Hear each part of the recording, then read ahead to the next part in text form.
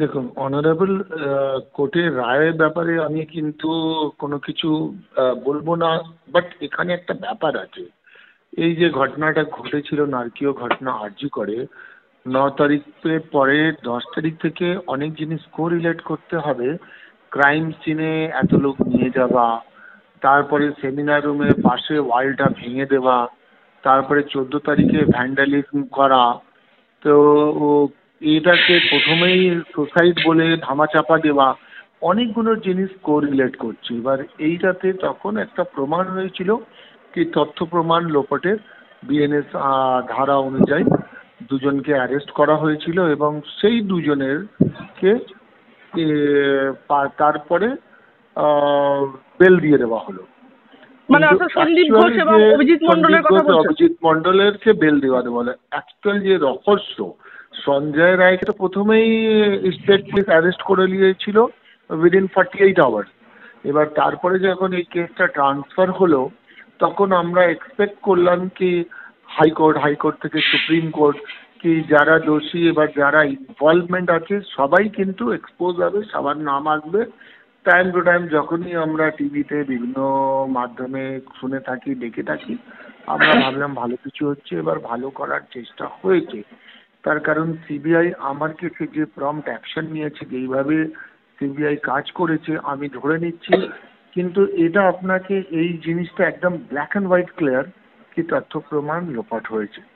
এবার যদি এভিডেন্স না থাকে, আপনি কাউকে অ্যারেস্টও করে নিলে সে রিলিজ হয়ে যাবে। এবার এভিডেন্স যে ডিস্ট্রয় হয়েছে এটাও কিন্তু পরিমাণিত। এটা কিন্তু বিভিন্ন টাইম টু টাইম মিডিয়া বা কোর্টেও এক্সপেক্ট করেছে, যার জন্য ওদের অ্যারেস্ট করা হয়েছিল। তো এটা খুবই মানে আনফর্চুনেট কি এভিডেন্সের ল্যাকে যেহেতু এভিডেন্স ডিস্ট্রয় করা হয়েছে, মানে আরও কিছু লোককে ধরা গেল না। তো এটা আমাদের জন্যে, আমাদের দেশের জন্যে এবং এটা সকালকারই জন্যে খুবই আনফর্চুনেট। সঞ্জয় রায় এখনো বেঁচে আছে, জেলে আছে। এবার সঞ্জয় রায় ইন ফিউচার যদি ভাঙে এবং নাম বা কি হয়েছিল, কি ঘটেছিল, এই বাস্তব পিকচারটা, ঠিক আছে, অনেক বায়োলজিক্যাল এভিডেন্স মিলেছে, সিএফএসএল রিপোর্ট এসছে, ডিএনএ হয়েছে, সব রিপোর্টে কিন্তু ক্লিয়ার, একদম ট্রান্সপ্যারেন্ট না। কোনো কোনো জায়গায় মানে জিনিসটা ওপেন হচ্ছে না। কেন হচ্ছে না? সিএফএসএল রিপোর্টের মধ্যে বললো নাকি যেখানে ঘটনাটা ঘটেছিল সেটা ক্রাইম সিন নয়। তারপরে ডিএনএতে একাধিক লোকের ডিএনএ পাওয়া গেছে, সেইটাও তো। আমরা এটাই বলবো কি এই যে দুজন যে তথ্য প্রমাণ লোপাট করে দিল, মানে ভাগ্যিস আমি সন্দীপ ঘোষের এগেনস্টে কেস করেছিলাম বলে ও জেলে আছে, নালে ও তো এখন ঘুরে বেড়াতো। এবার এইরকম ব্যক্তি যদি বাইরে থাকে তাহলে ভাবুন আমাদের সমাজের জন্য কতটা ক্ষতিকারক। এবং সঞ্জয় রায়ের কাছ থেকে যাতে আরও কিছু ইনফরমেশন বার করা যায় ইন ফিউচার, যদি ওই কড়া শাস্তি পায়, তা আমরা এক্সপেক্ট করব, আমরা আশা করব যে আরও যারা লোক যদি ইনভলভ হয়ে থাকে, যদি না হয় তাহলে আপনি ভাবুন না, এটাকে আমার ক্যাম্পাসে একটা ঘটনা হলে আমি চাইবো তাড়াতাড়ি শাস্তি হোক। সেটাকে আমি ধাপাচাপা দেওয়ার তো চেষ্টা করব না, আমি তো সোসাইড দেখাবো না।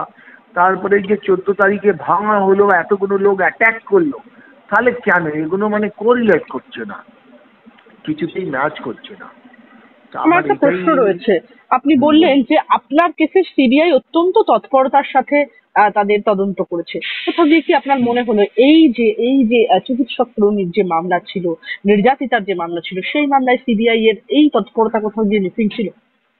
না, সিবিআই করেছে।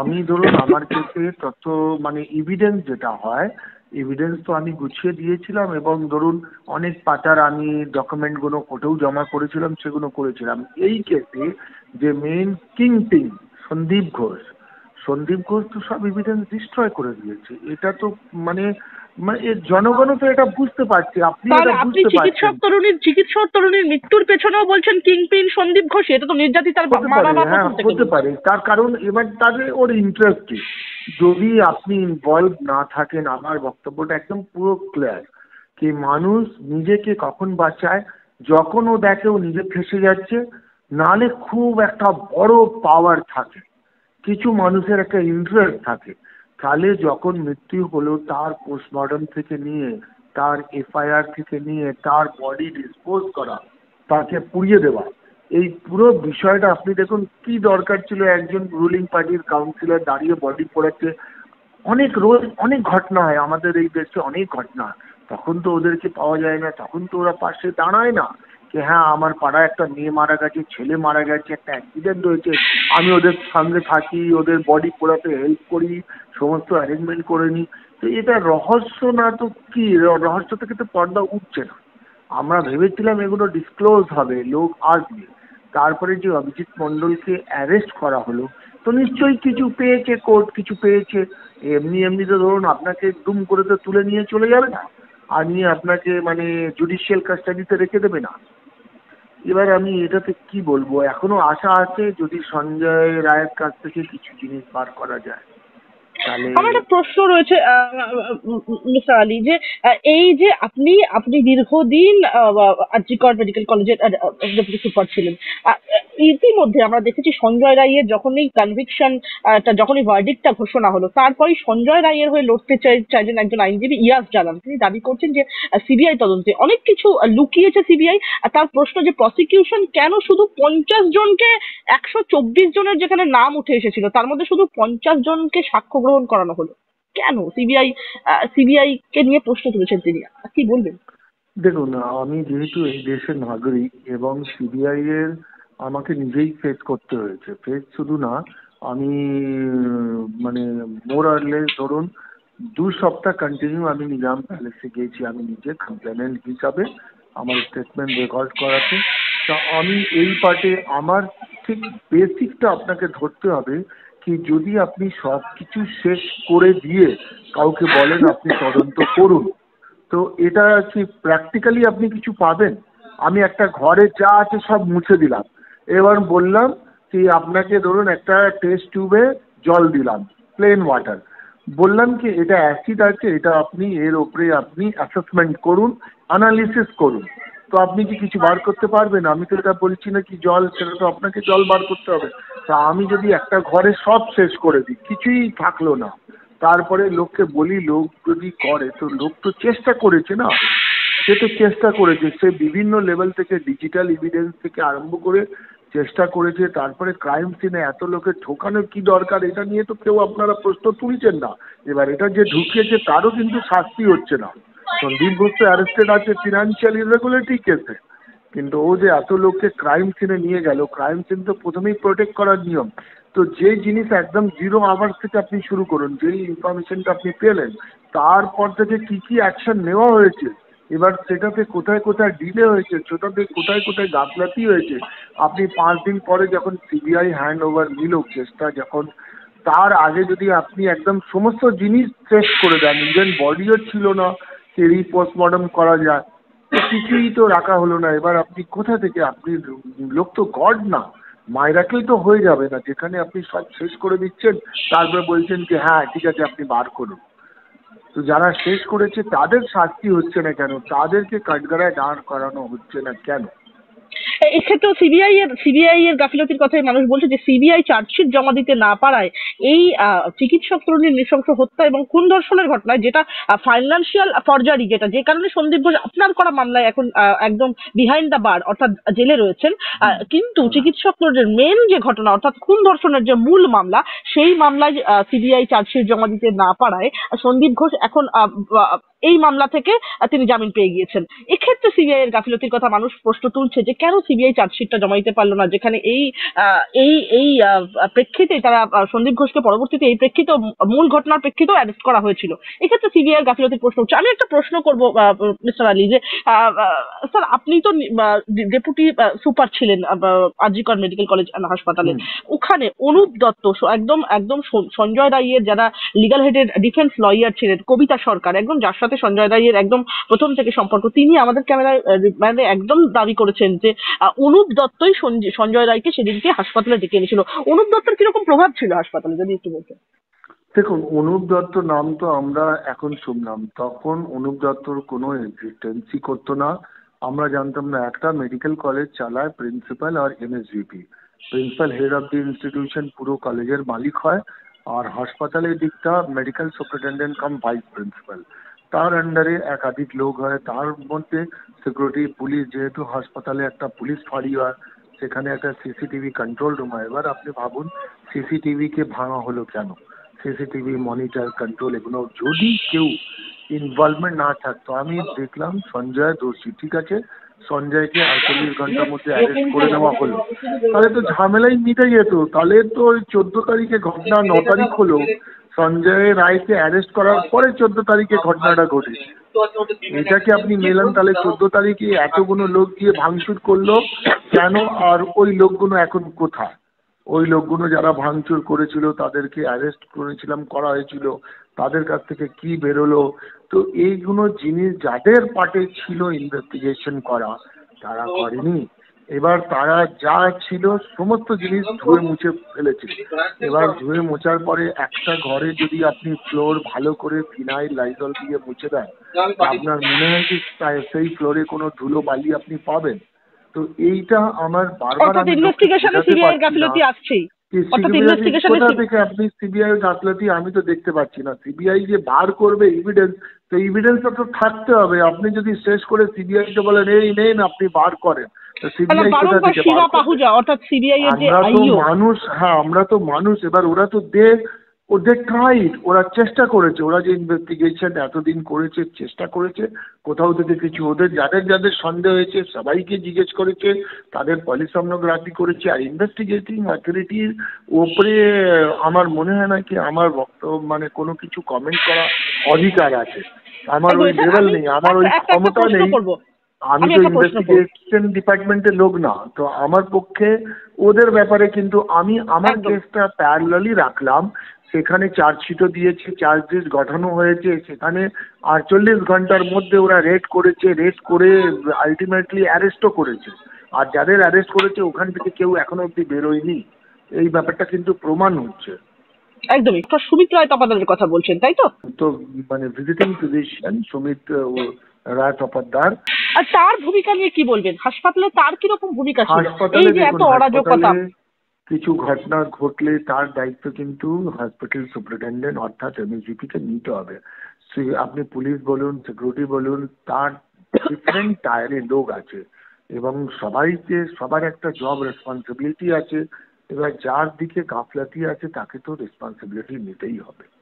একটা হাসপাতালে ক্যাম্পাসের মধ্যে কিছু ঘটলে এমএসভিপি পুরোপুরি রেসপন্সিবিলিটি, প্রিন্সিপালের রেসপন্সিবিলিটি। যেখানে পুলিশ আছে, যেহেতু পুলিশ ফাঁড়ি আছে, পুলিশ ফাঁড়িতে একজন ইন্সপেক্টর থাকেন এবং সিকিউরিটি অফিসার বলে পোস্ট আছে, সিকিউরিটি সুপারভাইজার আছে, সবাইকে কাঠগড়ায় দাঁড় করানো উচিত আমার অনুযায়ী। বারংবার এই যে নির্যাতিতার যে ভিপি অর্থাৎ সেই ভিপি সুমিত রায় তপাদারের ভূমিকা নিয়েও বারংবার প্রশ্ন এসেছে এবং যখন সুমিত রায় তপাদারকে শিয়ালদা আদালতে জেরা করা হয় তখন তিনি যে স্টেটমেন্ট দিয়েছেন তার মধ্যে সে ডিফার করেছে। আপনি নিজে তো হাসপাতালে একটা সুপ্রিম কর্মী হিসেবে ছিলেন হাসপাতালে, আপনার সাথে আপনি কিরকম ভাবে দেখেছেন এই ডক্টর সুমিত রায় তপাদার এবং যে এমএসভিপি ছিল তাদেরকে? দেখুন, এমএসভিপি স্যার মোটেই ভালো মানুষ ছিল না, কিন্তু ডক্টর সুমিত তরফদারকে আমি যা দেখেছি, আমি ডাক্তার হিসাবে, ফিজিশিয়ান হিসাবে ওনাকে তখন পেয়েছিলাম এবং আমরা তো ফিজিশিয়ানে কি চিকিৎসা এইসব জিনিসগুলো নিয়ে দেখতাম, তো সেই দিক থেকে ওনাকে আমি ভালোই পেয়েছিলাম, লোকের সঙ্গে কথা বলা এইসব। বাট এই কেসে আমি যেটা শুনলাম উনি যেগুলো করেছেন সেগুলো আনজাস্টিফাই, আনইথিক্যাল কাজ করেছেন, একটা ফ্যাকাল্টি হিসাবে করা উচিত ছিল না। এবার এইগুলো উনি কেন করেছেন সেটা ওনাকে প্রশ্ন করা উচিত, অবশ্যই করা উচিত। কি উনি যে ওর থিসিস নিয়ে ওকে কি খুব চাপে ফেলেছিল, ওর উপরে কি অত্যাচার করতো। এবার কিছু জিনিস যেহেতু অভয়া নেই বলে আমরা অনেক জিনিস মানে বার করতে পারছি না। ওর সঙ্গে যারা মিশতো, ওর বন্ধু বা কলিগ, তারাও সেরকম কিছু জিনিস প্রকাশ করেনি যে হ্যাঁ ওর উপরে টর্চার করতো, অত্যাচার করতো। ওর মা বাবা থিসিস নিয়ে বলেছেন, সেগুলো আমরা শুনেছি এবং আমরা এটা ডক্টর সুমিত্রা তরফদার ঠিক করেননি। একদমই। চেস্ট মেডিসিন ডিপার্টমেন্টের যে এইচওডি একদম তার কথাতেও বেশ কিছু অসংলগ্নতা পাওয়া গিয়েছে। তিনি একদম দেখা গিয়েছে ওর ঘাড়ে দোষ দিচ্ছেন, ওর ঘাড়ে দোষ দিচ্ছেন। এটা আমরা প্রথম দিন থেকে একদম হাসপাতালে যতদিন আমরা তাদের সাক্ষাৎকার নিয়েছি এগুলো আমাদের চোখের সামনে পড়েছে। এক্ষেত্রে তিলোত্তমার বাবা মা হ্যাঁ বলুন।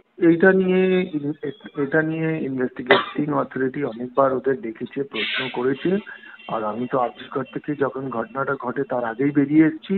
তা আমার এটা নিয়ে ইন্ডিভিজুয়াল লেভেলে খুব একটা বলার কিছু নেই, কিন্তু যারা মানে করেছে ঠিক করেনি। তার কারণ এইটা একটা ক্রাইম, যখন ইনস্টিটিউশনাল মার্ডার কপারেট করা উচিত, যাতে মানে শাস্তিটা তাড়াতাড়ি দোষীর নামগুলো বেরোতো, তাড়াতাড়ি শাস্তি পেত এবং হার্শ পানিশমেন্ট পেত। হ্যাঁ, ওর তো ফাঁসি হওয়া উচিত। তার কারণ মানুষ এরকম কাজ করে না, ইনহিউম্যান যারা হয়, মানে দারিন্দা আপনি বলতে পারেন, তারাই এইরকম কাজ করে। এবার ওর ক্ষমার কোনো জায়গা নেই। কিন্তু আমরা জানতে চাইছি, জনগণ জানতে চাইছে যে ওর তাহলে সেটা বেরোক, তাহলে অভয়া মা বাবা একটু শান্তি পায়। কারণ ওদেরও তো একটা মেয়েকে হারিয়েছে, সেই ব্যথা নিয়ে ওরা এখনো ফাইট করে যাচ্ছে।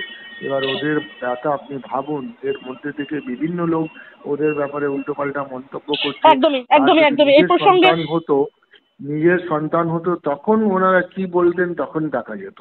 হয়তো একদম দেখা আমি এ গেল মুখ প্রসঙ্গে থেকে একটা কথাই বেরোতো না। একদম এই প্রসঙ্গে আমি শেষ 3টে প্রশ্ন আপনাকে করব যে একদম আপনি নিজে চিকিৎসা পরিষেবার সঙ্গে দীর্ঘদিন যুক্ত, দীর্ঘদিন আপনি একজন ডেপুটি সুপার ছিলেন না, এবং আমি অ্যাডমিনিস্ট্রেটর, মানে আমি হসপিটাল ম্যানেজমেন্ট ব্যাকগ্রাউন্ডে। তা আমরা অ্যাডমিনিস্ট্রেটর, বাট হসপিটালে পার্ট অফ অ্যাডমিনিস্ট্রেশন আপনি বলতে পারেন। আমি আমি সেই প্রসঙ্গে একটা প্রশ্ন করবো যে ডিএনএ রিপোর্ট নিয়েও একদম প্রশ্ন তুলেছেন, ফাইনাল রিপোর্ট আসার আগেই তদন্ত শেষ করে দেওয়া হয়েছে, কি বলবেন? না, এটা মানে ডিএনএ রিপোর্টে তো ম্যাচ করাতে হবে না। মানে ডিএনএ রিপোর্ট ম্যাচ করাতে হবে, আপনার কাছে যে কাজের সঙ্গে ম্যাচ করাবেন সেটাও তো তথ্য থাকতে হবে। এবং ভিসেরা রিপোর্ট, যে ডিএনএ ভিসেরা রিপোর্টটা রিপোর্ট আমরা জানি, যে ভিসেরা রিপোর্ট আসতে সাধারণত সময় লাগে 1 থেকে 2 বছর, কিন্তু স্পেশাল প্রভিশনে সেই ভিসেরা রিপোর্ট 15 দিনের মধ্যে আনা যায়। কেন ভিসা রিপোর্ট আনা হলো না বলে আপনার মনে হয়? দেখুন, পিএম রিপোর্ট নিয়ে কোনো কিছু মন্তব্য করা এটা মেডিকো লিগ্যাল মানে আওতায় চলে আসে। তো এটাতে ফরেন্সিক মেডিসিনের লোক না হলে, আমি তো ফরেন্সিক মেডিসিনের লোক না, প্লাস আমি কোনো ইনভেস্টিগেশনের পার্ট না। তো এটা নিয়ে আমি বলতে পারবো না। হ্যাঁ, আমি অ্যাডমিনিস্ট্রেশন, এবার গাফলাতি যেগুলো হয়েছে, যেগুলো ঠিক মতন হয়নি বা হসপিটাল অথরিটি করেনি, হসপিটাল অথরিটি কোঅপারেট করেনি, সেগুলোতে ডে 1 থেকে 0 আওয়ার্সের পর থেকে হসপিটাল অথরিটি কোঅপারেট করেনি।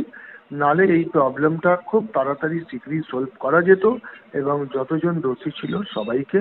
কিন্তু এইটাতে আমি আবার বলবো যে তথ্য প্রমাণ লোপট হলো।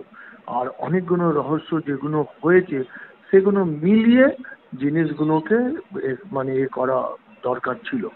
সেখানে হয়তো হসপিটাল অথরিটির গাফলাতিতে হয়, যদি কেউ দোষী থেকে যদি পার পেয়ে যায়, এর শাস্তি না হয়, তার জন্য পুরো রেসপন্সিবিলিটি আর্যিকর মেডিকেল কলেজের কর্তৃপক্ষ।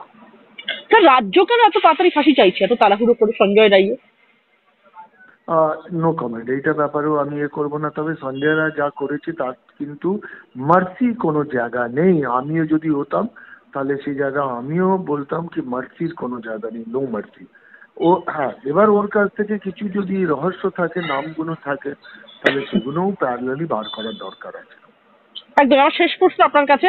মদন মিত্র একদম একজন এমপি, তিনি বলছেন যে মমতা বন্দ্যোপাধ্যায় কি করবেন, ওরা কিছুই চাই না বলছেন, অর্থাৎ নির্যাতিতার মা বাবার উদ্দেশ্যে তিনি বলছেন ওরা কিছুই চাই না বলছেন, এবং রাতারাতি প্রতিদিন কথা বদলে যাচ্ছেন। বিজেপি সিপিএম এর কথা ওদের মুখে তোতা পাখির মতো বুলি। অন্যদিকে কুণাল ঘোষ বলছেন যে কিছু অতৃপ্ত আত্মা এই মৃত্যুকে ঘিরে সরকার বিরোধী এবং মুখ্যমন্ত্রী বিরোধী রাজনীতি করছেন, এবং নির্যাতিতার বাবা মাও তাতে সামিল রয়েছেন। কি বলবেন?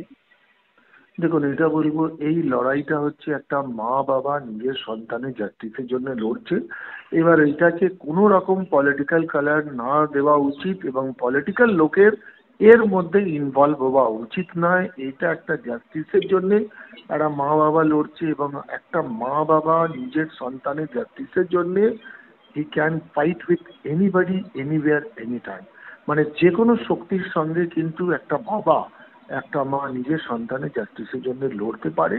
এবং আমার মনে হয় এরা মানে এদের থেকে সংসারে কেউ শক্তিশালী নয়। তার কারণ ও নিজের সন্তানকে হারিয়ে সন্তানের জাস্টিসের জন্য লড়ছে। যারা মন্তব্য করছে এটা খুবই লজ্জার বিষয়, আর যারা এটা নিয়ে রাজনীতি করছেন ওটাও খুব লজ্জার বিষয়। একদমই স্যার, অনেক ধন্যবাদ আপনাকে আমাদের সঙ্গে থাকার জন্য।